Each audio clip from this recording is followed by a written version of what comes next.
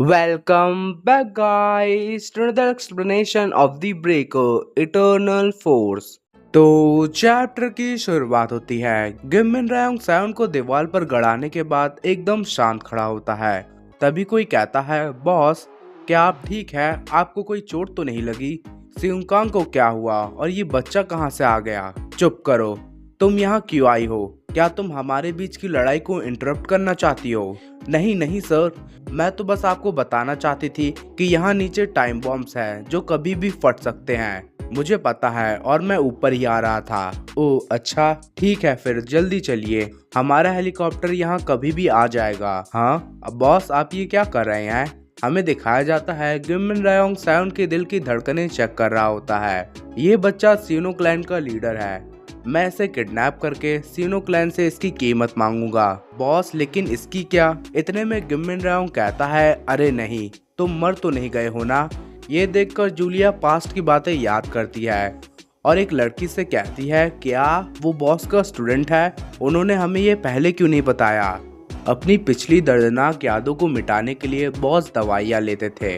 उन्होंने बाकी related memories भी ब्लॉक कर दी, लेकिन जब से वो उस बच्चे से मिले थे तब से ही उन्होंने वो दवाइयाँ खानी छोड़ दी और अपनी मेमोरीज को एक्सेप्ट करना सीखा।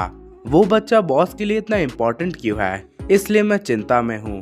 बॉस जरूरी उससे अटैच्ड हो चुके होंगे। अगर वो बच्चा बॉस से मरते दम तक लड़ेगा तो मैं सोच भी नहीं सकती कि बॉस क्या चूज करेंगे।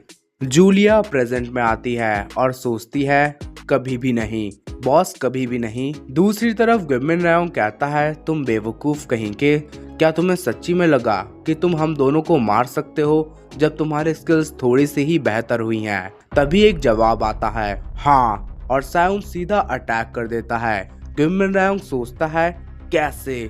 मुझे लगा कि ये बेहोश है। सायोन फिर से पागलपन से भरा होता है।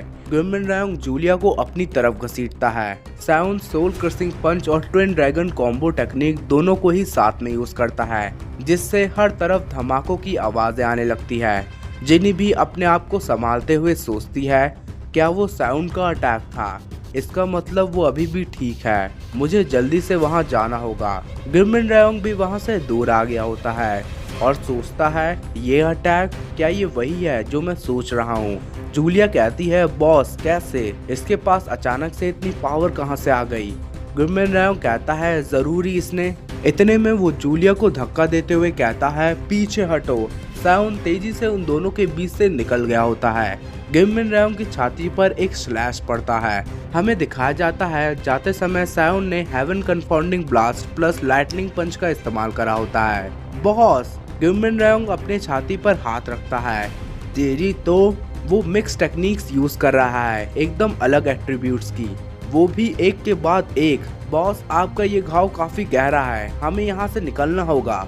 मैं ठीक हूँ, वो अब लड़ नहीं सकता है। जब कोई टेक्निक्स को इस तरह मिलाता है तो उसकी सारी एनर्जी घूमने लगती है, जिससे बॉडी क्रैक और स्प्लिट हो जाती है। और इतनी सारी टेक्निक्स को यूज करने के बाद वो जरूरी दर्द से बेहोश हो गया होगा।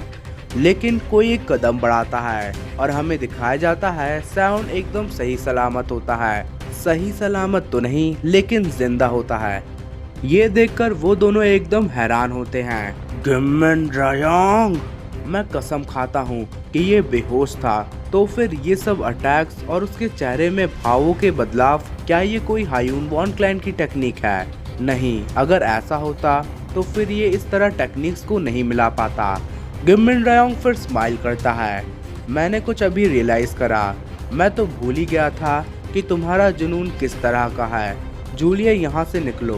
क्या? अभी के अभी। Yes boss. गिमिन रायोंग, सायोन तेजी से उसकी तरफ बढ़ता है। मैं तुम्हें जान से मार दूंगा। हाँ ये सही है, मुझे अब याद आ रहा है, तुम तब तक लड़ना पसंद करते थे जब तक तुम अपने आप को बर्बाद न कर दो। इसीलिए जो समय मैंने तुम्हारे साथ टीचर के तौर पर बिताया है, वो सबसे टफेस्ट टाइम था मेरी पूरी वॉरियर वाली जिंदगी का।